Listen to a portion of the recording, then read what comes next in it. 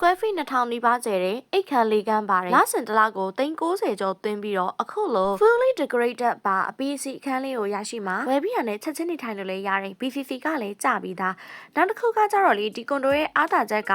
အချက်ချကြတဲ့ပါရမီလမ်းမကြီးရဲ့ main location ပေါ်မှာတည်ရှိတာ kitchen room ဆိုရင်လည်း close style လေးမြန်မာလူမျိုးတွေအကြိုက်ဖွဲ့စည်းပေးထားတာကွန်ဒိုအများစုကလေအခုနောက်ပိုင်းဆိုရင်တဖြည်းဖြည်းနဲ့အရန်ကျင်းလာကြပြီဒါပေမဲ့ဒီကွန်ဒိုကအခန်းတွေကတော့အခန်းဒီပါအကောင်လုံးကအရန်ကျယ်ပါတယ်ပုံမှန်ဆိုရင်လေတခြားကွန်ဒိုတွေမှာ decoration ကိုကပြန်ပြီးထည့်ရမယ်ဆိုရင်တော့ decoration ကကြီးပဲ3000ကျော်လောက်ကုန်တဲ့အခုလိုခေတ်မှာ decoration လည်းပြင်စရာမလိုဘူးကိုယ်စိတ်တိုင်းကြားလိုချင်တဲ့ decoration ပုံစံကိုသက်ဆိုင်ရာ designer teams နဲ့ပြောပြီးတော့ပြင်ခိုင်းလို့ရတယ်အဲ့ဒီအတွက်ကလည်း fees တစ်ခုမှပေးစရာမလိုဘူး More International Properties ကနေဝယ်ယူတဲ့ client တွေအတွက်အဆင်ပြေအောင်လို့ညှိနှိုင်းပြီးတော့ရောင်းချပေးနေတဲ့ကာလမို့လို့ပါနောက်တစ်ခုကကြတော့ကား parking ဆိုလို့ရှိရင်တနေရာစာ free ရအောင်ပါနော်အသေးစိတ်သိရှိချင်တယ်ဆိုရင်တော့ hotline phone number လေးကိုအမြန်ဆုံးဆက်သွယ်လိုက်တော့နော်